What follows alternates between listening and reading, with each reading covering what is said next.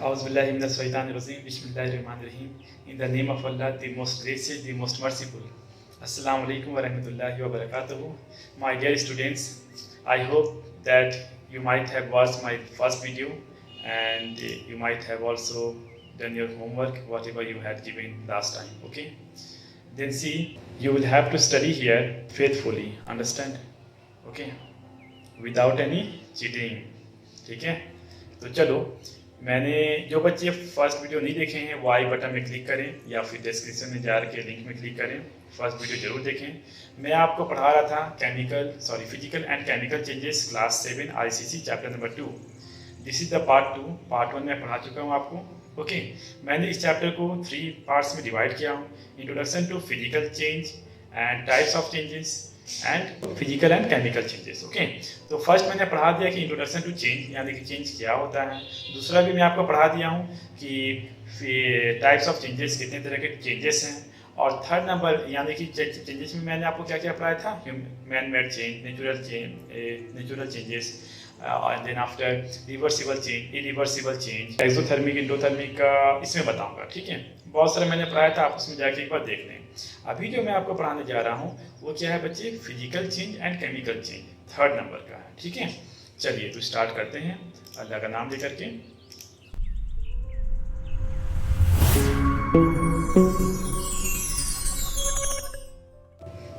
अब देखिए यहाँ पर physical change and chemical change मैं आपको पढ़ा रहा हूँ। तो all the changes studied so far can be classified as physical and chemical changes. जितना भी हम लोग पढ़े अभी तक उसे हम क्लासिफाइड कर सकते हैं कितने में, फिजिकल और केमिकल चेंजेस में कर सकते हैं। ठीक है, तो देखिए ये मैंने डिफ्रेंशिएट दोनों का लिख दिया हूँ बीच में यहाँ पर, इसे आप जरूर नोट डाउन कीजिए। क्लास में बैठने से पहले पेन, पेंसिल और एक नोटबुक लेके बैठिए। Whatever I will teach you, just you have to put it down so that you can appear in the examination smoothly. Okay, तो देखिए फिजिकल चेंज क्या होता है। A physical change is the change which involve the formation of no new substance. Okay, physical change is the change which does not involve the formation of new substance. Do remember that. Okay. Okay, तो देखिए यहाँ पर definition क्या लिखा हुआ, पढ़ लेता हूँ पहले, है ना। Physical change is the change which involves only a change in physical properties but no new substances is form. ठीक है, यानी कि फिजिकल चेंज ऐसा चेंज होता है जो कि नया सब्सटेंस नहीं बनाता है, खाली उसका शेप चेंज हो सकता है, साइज चेंज हो सकता है। एग्जाम्पल के तौर पर टेयरिंग ऑफ पेपर है। For example this is a paper. Okay, मैंने इस पेपर को ऐसे करती हूँ, मैंने फाड़ दिया। अब ये भी पेपर है, ये भी पेपर है, कोई ये तो नहीं बोल सकता ना कि ये पेपर नहीं है सर। ठीक है, यानी कि कहने का मतलब ऐसा थोड़ी ना कि ये सोना बन गया या ये चांदी बन गया, ऐसा नहीं है, वो होता है पेपर। ठीक है, दोनों क्या है, पेपर है। तो ये हो गया आपका फिजिकल चेंज। ठीक है, तो अब देखिए नंबर 2 में क्या है डेफिनेशन इसका, इट मे बी रिवर्सिबल और समटाइम्स इरिवर्सिबल। यानी कि फिजिकल चेंज जो है आपका रिवर्सिबल भी हो सकता है और इरिवर्सिबल भी हो सकता है। जैसे कि मैंने टेयरिंग ऑफ पेपर मैंने बोला, ये क्या है, रिवर्सिबल है। यानी कि इसको अगर आप पानी में डाल देंगे तो वो क्या हो जाएगा, उसका पार्टिकल सब गीला हो जाएगा, फिर उसे मैं एक न्यू सीड बना सकता हूँ या फैक्ट्री में नया बनाया जा सकता है। ठीक है, ये रिवर्सिबल यानी कि इसे रिसाइकलिंग किया जा सकता है। लेकिन अगर मैं आपसे ये बात करूँ कि एक एप्पल लेकर के आओ, ठीक है, और इसे चाकू से काट दो तो दोनों आधा एप्पल जब हो जाएगा। फिलहाल यहाँ हमारे पास अभी एप्पल नहीं है, ठीक है, क्योंकि मैं अभी अपने स्टूडियो में हूँ। तो अगर रहता तो मैं आपको दिखाता कि एप्पल को काटने के बाद में दोनों जॉइंट नहीं किया जा सकता है, and there is no factory in which we can join this apple. Okay, that's why it is irreversible change. ठीक है, आई समझ बात को, है ना। तो कुछ फिजिकल चेंज, लेकिन अब मैंने एप्पल को जो 2 हिस्सा किया वो आधा हिस्सा भी एप्पल कहलाएगा और सेकंड पार्ट भी एप्पल ही कहलाएगा, है ना।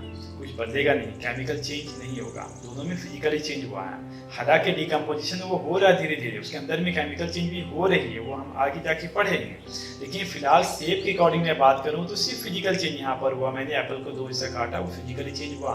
आधा को अगर मैं पका देता, बॉयल कर देता तो केमिकल चेंज होता, लेकिन मैंने अभी सेम रखा, सेम स्टेट में है, तो फिजिकल चेंज है। और क्या है, इरिवर्सिबल चेंज है, क्योंकि इसे मैं ज्वाइंट नहीं कर सकता हूँ। ठीक है, इरिवर्सिबल चेंज हो गया ना। अब देखिए यहाँ पर they may change in state, colour, shape, size और smell. Okay, example tearing of paper है, ब्रेकिंग ऑफ ग्लास है, understand. Chemical change, okay, chemical change is the change which involve the formation of new substance, यानी कि chemical change में क्या होता है, नया चीज बनता है। फिजिकल चेंज में कोई नया चीज नहीं बना, याद रखिए अच्छी तरह से। फिजिकल चेंज में कोई भी नया चीज नहीं बना, लेकिन केमिकल चेंज में नया चीज बनता है। जैसे कि मम्मी ने खाना पकाई है ना, राइस को बॉईल किए, तो जो बॉईल हुआ क्या हुआ, उसका टेस्ट बदला ना। कच्चा राइस आप खा के देखिए, पका हुआ खा के देखिए, टेस्ट बदला। आप कच्चा राइस का प्रॉपर्टी देखिए, पका हुआ का प्रॉपर्टी देखिए, है ना, तो टेस्ट बदलता है। ठीक है, तो ये क्या हो गया, केमिकल चेंज हो गया। Chemical change is always irreversible, यानी कि पक जाएगा, जब राइस पक जाएगा, ठीक है, तो क्या उसे दुकानदार को वापस कर सकते हैं स्टार्टिंग के फॉर्मेट में? नहीं कर सकते ना। ठीक है, आपके पापा अगर सब्जी लेकर के आते हैं और मम्मी जब उसे पका देगी, कुकिंग कर देगी, तो क्या सब्जी वालों को वापस सब्जी दे सकते हैं उसी फॉर्मेट में जिस फॉर्मेट में वो दिए थे? नहीं दे सकते ना। तो ये क्या हो गया, cooking is a chemical change. Okay, the product have different chemical properties from the reactant, यानी कि रिएक्टेंट का जो भी प्रॉपर्टीज होता है, प्रोडक्ट का प्रॉपर्टीज उससे बहुत अलग होता है। एग्जाम्पल के तौर पर कच्चा सब्जी की जो प्रॉपर्टीज है, पक जाने के बाद में उसकी प्रॉपर्टीज बदल जाती है। ठीक है, याद रहेगा, टेस्ट भी बदल जाता है ना, है ना।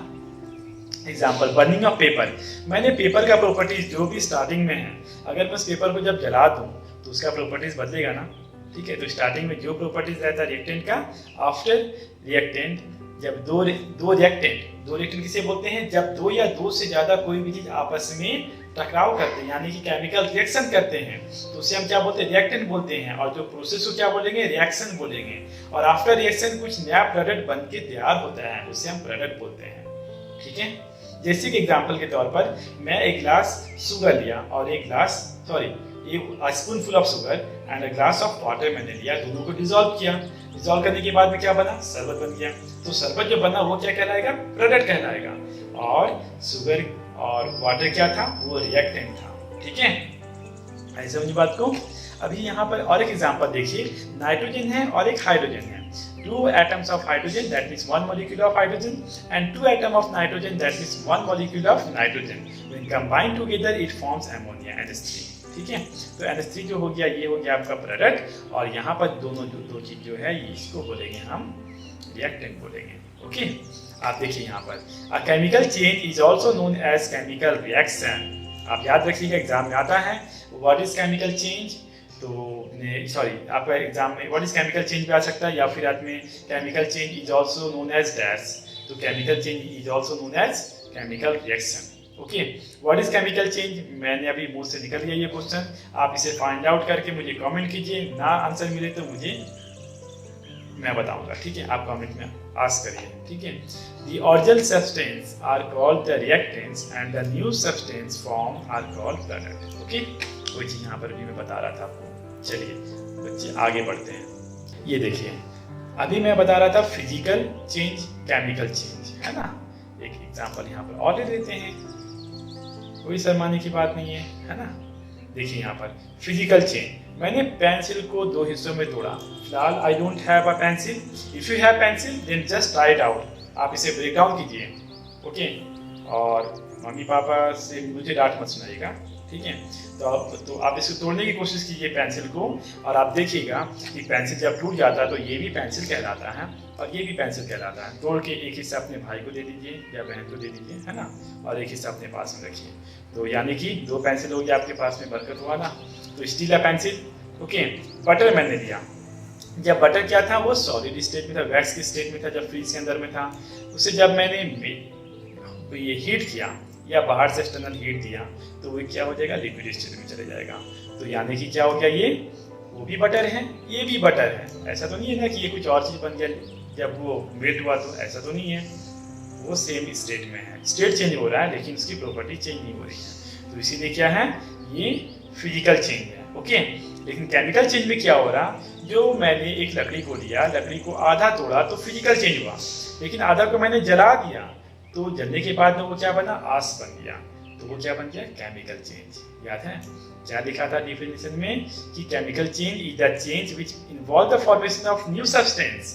तो यहाँ पर नया सब्सटेंस एक बना, आधा लकड़ी को मैंने काटा, तो वो क्या हुआ, फिजिकल चेंज। ठीक है my dear students, are you getting my point.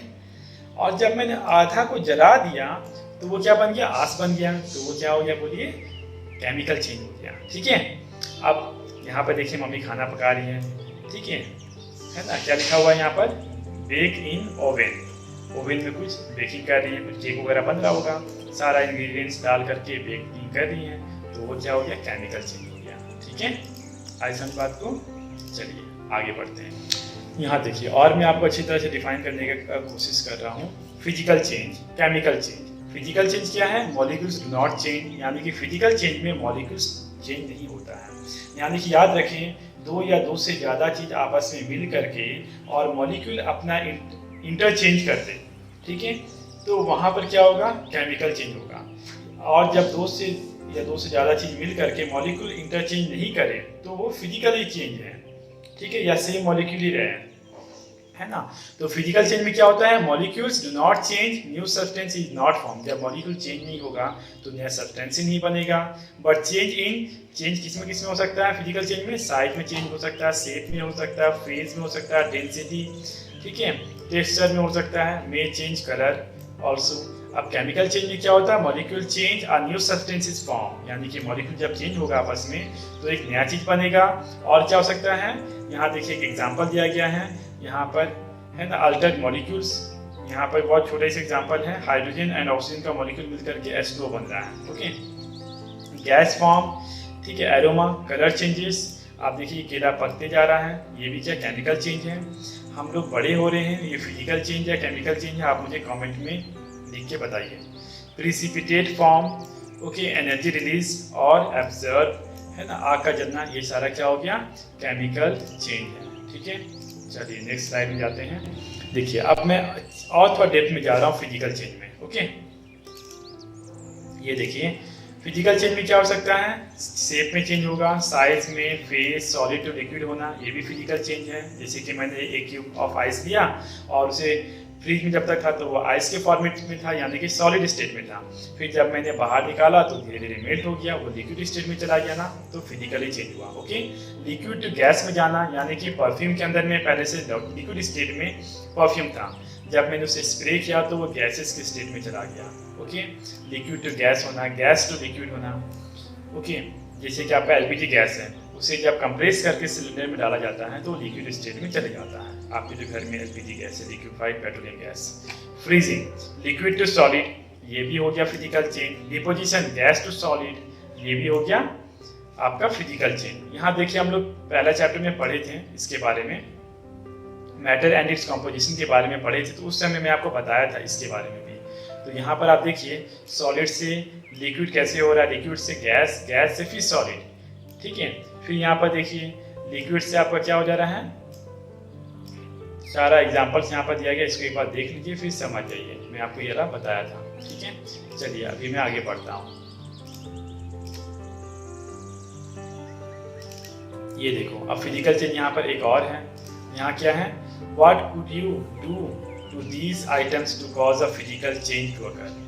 इसे मैं फिजिकल चेंज करने के लिए मुझे क्या करना पड़ेगा, इसे आइस क्यूब को रूम टेम्परेचर में रख दूंगा तो लिक्विड स्टेट में चले जाएगा, है कि नहीं। इस केक को मैं कट कर सकता हूँ आधे, तो ये भी होगा आपका क्या, फिजिकल चेंज। ये जो है आपका संतरा, इसे मैं आधा कर सकता हूँ या चिपटा कर सकता हूँ, प्रेशर डाल सकता हूँ बाहर से, तो वो फिजिकली चेंज होगा, ठीक है। लेकिन जब मैं आधा खा जाऊँगा तो वो हो जाएगा केमिकल चेंज, ओके। क्लियर हो गया, चलिए फिर आगे बढ़ते हैं बच्चे।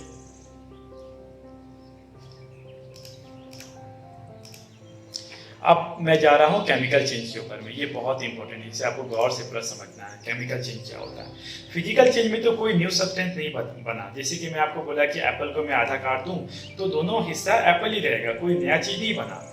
एक लकड़ी को मैंने आधा काटा तो वो भी दोनों हिस्सा क्या था, लकड़ी था, यानी कि कोई नया चीज नहीं बना। लेकिन जब मैं आधा को जला दिया तो वो आग में कन्वर्ट हो गया, नया चीज बन गया। जहाँ नया चीज बना वो हो जाएगा आपका केमिकल चेंज, ओके। तो केमिकल चेंज का डेफिनेशन क्या था, A chemical change is the change which involve the formation of new substance। और फिजिकल चेंज का डेफिनेशन क्या था, A physical change is the change which does not involve the formation of new substance but occur changes in physical properties only। यानी कि physical properties में changing लाएगा लेकिन कोई नया सब्सटेंस नहीं बनाएगा, उसे हम बोलेंगे क्या, फिजिकल चेंज। तो फिलहाल अभी हम लोग जा रहे हैं केमिकल चेंज पढ़ने के लिए, ओके। मुझे उम्मीद है कि आपको फिजिकल चेंज अच्छी तरह से समझ में आ गई है। अब मैं आपको ले जा रहा हूँ केमिकल चेंज में। ना समझ में आए तो आप मुझे कमेंट कीजिए। बर्निंग ऑफ पेपर हो गया, बर्निंग ऑफ वुड हो गया, कुछ भी हो गया बर्निंग, ये क्या है? केमिकल चेंज है। ठीक है, जलाने के बाद में कुछ नया चीज़ बनता है ना। रस्टिंग ऑफ आयरन हो गया। देखिए यहाँ पर एक कार है, आपके घर के सामने में भी किसी की कार होगी, आप देखिए काफ़ी दिन से रखा हुआ होगा और उसमें रस्ट लगी चुकी होगी, है ना। तो ये क्या हो गया? रस्टिंग ऑफ कार, यानी कि केमिकल चेंज है। आयरन है, आयरन के ऊपर में क्या लग जाता है? बारिश होती है, बारिश के पानी या हमारा एयर में भी कुछ मॉइस्चराइजेशन है, मॉइस्चर है जो कि एयर का ड्रॉपलेट्स हैं, वो कार के ऊपर में बैठ जाता है। फिर ऑक्सीजन लगता है, तो क्या होता है? फेरस ऑक्साइड प्लस वाटर उससे रिड्यूस होता है। ठीक है, तो इसीलिए ऊपर में जितना भी जंग लगा हुआ वो एक्चुअली में क्या है? फेरस ऑक्साइड है, यानी कि वो इरिवर्सिबल चेंज है, ये दोबारा रिवर्स नहीं हो सकता है। ठीक है, अब क्या है? टार्निशिंग। टार्निशिंग क्या होता है? यानी कि कॉपर वगैरह में आप देखिएगा, ये कॉपर का अगर चम्मच होगा या चांदी का चम्मच होगा, उसके ऊपर में कुछ गंदगी लग जाता है, फिर उसे हम कुछ एसिड से साफ करते हैं, यानी कि आपका टर्मरिक एसिड हो गया या फिर अपना आपका जो नींबू होता है, लेमन से भी साफ करते हैं। ठीक है, इस साफ करने के प्रोसेस को बोलते हैं टार्निशिंग। फिर क्या होता है? डिकम्पोजिशन। डिकम्पोजिशन जो होता है वो भी आपका क्या है? केमिकल चेंजेस है। ओके, डिकम्पोजिशन जैसे कि कोई जानवर मर गया है ना, आप यहाँ पर देखिए अभी क्या हो रहा है? डिकम्पोज हो रहा है, अब इसे खाली स्केलेटन रह गया यहाँ पर, है कि नहीं? तो ये डिकम्पोज होने लगा, this is also chemical change, यानी कि अगर ये स्केलेटन शेप रह गया है, अब वो दोबारा उसके ऊपर में मांस नहीं आ सकता है, यानी कि मसल्स नहीं आ सकता है। Okay, polymerisation. पॉलीमराइजेशन क्या होता है? आप जब साबुन से हाथ धोते हैं या कपड़ा धोते हैं सर्फ से, तो उसमें कुछ फेन निकलता है। ओके, तो एक बार फेन निकल गया, फिर दोबारा फेन नहीं निकल सकता है। आप बोले कि आप साबुन को सुखा दें, फिर दोबारा वो साबुन का काम करेगा, कभी नहीं होगा। ठीक है, तो इसे हम बोलते हैं polymerisation. Okay, during a chemical change energy can be released in the form of heat and light, है ना। जब भी केमिकल चेंज होते हैं तो वहाँ पर दो तरह का एनर्जी निकलता है, या एक ही तरह का भी एनर्जी निकल सकता है। टाइप्स ऑफ एनर्जी टू है, एट अ टाइम एक भी हो सकता है, या एट अ टाइम कभी कभी दो भी हो जाता है। ठीक है, जैसे कि यहाँ पर हीट भी निकलेगा और लाइट भी निकलेगा। ओके, जैसे कि मैंने लकड़ी को जलाया तो इससे लाइट निकला, और लाइट निकला तो हीट भी निकला, यानी कि पहले हीट आता है उसके बाद में लाइट आता है। ठीक है, ओके, आप समझ रहे हो ना। अब मैं केमिकल चेंज का मैं आपको एक वीडियो दिखा देता हूँ, यहाँ पर आप देखिए, यानी कि कैसे करके आप ये गोश्त को भुना जा रहा है। ओके, रोस्टिंग किया जा रहा है मीट को, ये क्या हो गया? केमिकल चेंज हो गया। ये भी बच्चे क्या है? केमिकल चेंज है, यानी कि cooking of food, it is a chemical change. Okay, then after देखिए, when the chemical change occurs energy is either released or absorb, यानी कि जब भी केमिकल चेंज होता है तो क्या होता है? एनर्जी उससे निकलता है या फिर एनर्जी वो लेता है। दो ही चीज होता है। मैंने एप्पल को आधा काटा तो ना ही वो कोई एनर्जी लिया और ना ही दिया, वो फिजिकल चेंज था। ठीक है, लेकिन आधा को मैं क्या करूंगा? कुकिंग करूंगा। मान लो इमेजिन कीजिए कि मैं उसे कुकिंग कर रहा हूँ, तो वो क्या कर रहा है? एनर्जी ले रहा है, यानी कि वो एनर्जी को एब्जॉर्ब किया। मैंने लकड़ी को आधा काटा तो वो क्या था? फिजिकल चेंज था, लेकिन मैंने आधा को जला दिया तो वो क्या करने लगा? एनर्जी देने लगा, यानी कि क्या कर रहा है?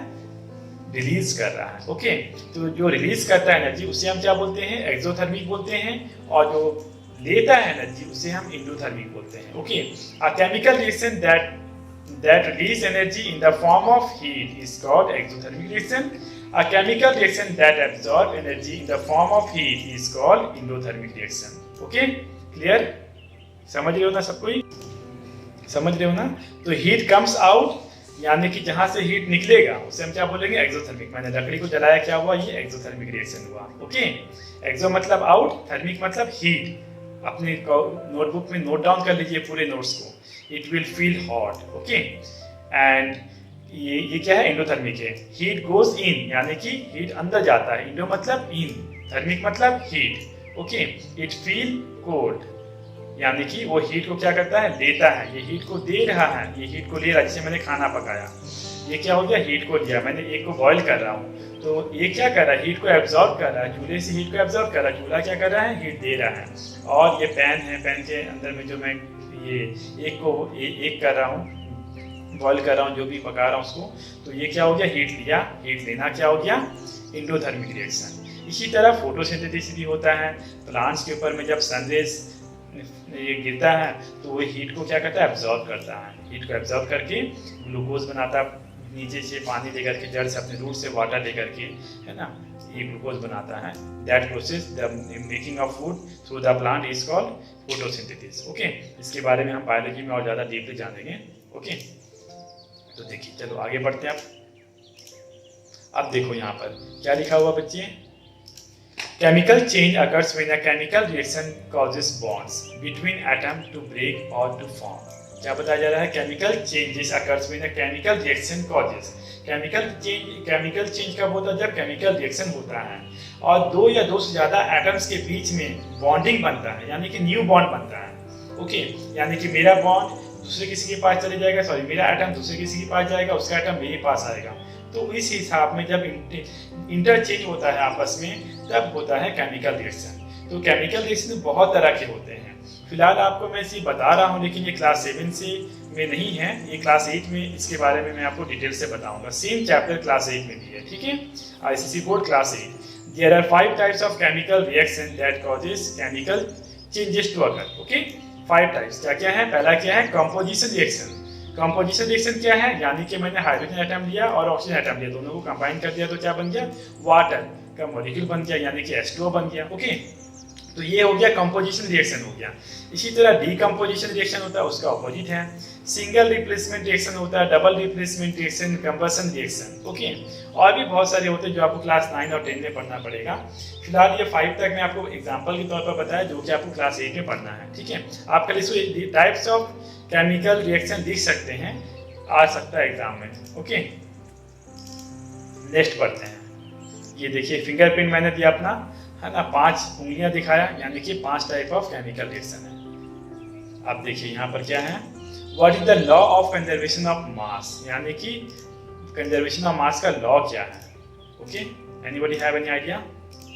लॉ ऑफ कंजर्वेशन ऑफ मास हमें क्या बताता है कि जब भी केमिकल रिएक्शन होती है, during a chemical reaction neither matter can be created no destroyed, यानी कि केमिकल रिएक्शन के दौरान में ना ही कि मैटर का मास को डिस्ट्रॉय किया जा सकता है और ना ही क्रिएट किया जा सकता है। एग्जाम्पल के तौर पर अगर मैं 1 लीटर वाटर ले लूँ और 1 kg शुगर ले लूँ, दोनों को जब मैं मिक्स करूँगा ना, तो 1 kg वाटर अगर मैं लिया हूँ और 1 लीटर की जगह में मैं केजी में काम कर रहा हूँ, ठीक है।